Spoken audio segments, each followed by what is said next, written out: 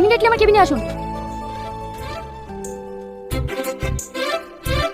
বলুন madam. Immediately ওনার অ্যাপয়েন্টমেন্টের ব্যবস্থা করুন। ম্যাডাম, এই নম্বরটাকে আপনি চাকরি দেবেন? Do what I say. কিন্তু ম্যাডাম। যেটা বললাম সেটা তাড়াতাড়ি করো। Okay ma'am.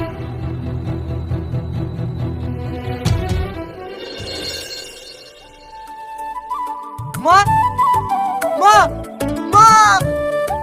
আরে বাবা, আরে পড়ে যাবো তো। থাম থাম। হ্যাঁ তো আনন্দ কিসের? মা, আমি চাকরি পেয়ে গেছি মা। সত্যি তুই চাকরি পেয়েছি? হ্যাঁ মা, ওই তো আপু চলে এসেছি। আব্বা, আমার চাকরি হয়ে গেছে। তুমি আমার জন্য অনেক পরিশ্রম করেছো। আমি তোমার কোনো কাজ করতে দেবো না। আজ থেকে সংসারের সব দায়িত্ব আমার। যাক, অনেক পরিশ্রমের পথে চাকরিটা হল। আজ আমি ভীষণ খুশি রে। আজ আমি ভীষণ খুশি। আজকের এই খুশির দিনে তুমি কাঁদছো কেন বলো তো? আজকে তোমাদের আনন্দ করার কথা। এত কষ্টের পরে ছেলেটা চাকরি পেয়েছে। তুমি দেখো, আমাদের আর কোনো অভাব থাকবে না।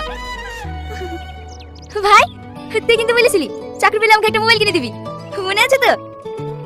হ্যাঁ, সব মনে আছে। বেতনটা তো পেতে দে। বাদ দে পাগলি মেয়ের কথা।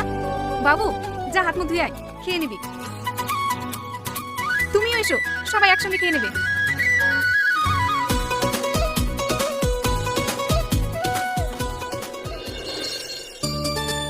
প্রীতি, প্রীতি! আরে, তুই ওইভাবে কি দেখছিস? দেখো তো ভাই, এই ছেলেটাকে তোমার পছন্দ হয় কিনা?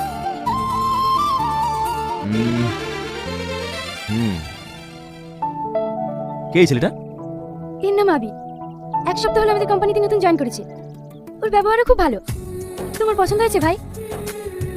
আর আমার বোন পছন্দ করেছে, আর আমার চয়েস হবে না?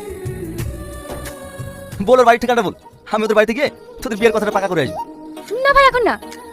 আমি সময় হলে তোমাকে ঠিক বলবো। আগে আমি জানি ও আমাকে ভালোবাসে কিনা। সে কি রে, যাকে তুই এত ভালোবাসিস তাকে তোর মনের কথা এখনো জানাসনি? না, জানাইনি। তাড়াতাড়ি বলে দাও, এরপর যখন মনের মানুষ অন্যকার হয়ে যাবে না, তখন পস্তাবা। তোর ভাবি কিন্তু ঠিকই বলছে, তাড়াতাড়ি মনের কথাটা জানিয়ে দে। আর আমাকে খুশির খবরটা তাড়াতাড়ি দিস। আমার একমাত্র বোনের বিয়ে বলে কথা, সব দায়িত্ব তো আমাকে নিতে হবে, তাই না? ঠিক আছে ভাই, সব জানাবো। আমার আবার অফিসে টাইম হয়ে গেছে, আমি রেডি হইনি।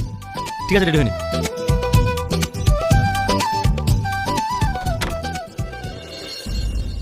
এই দাঁড়া, অফিস টাইম কটায়? 10টা। তাহলে 10 মিনিট লেট হলো কেন?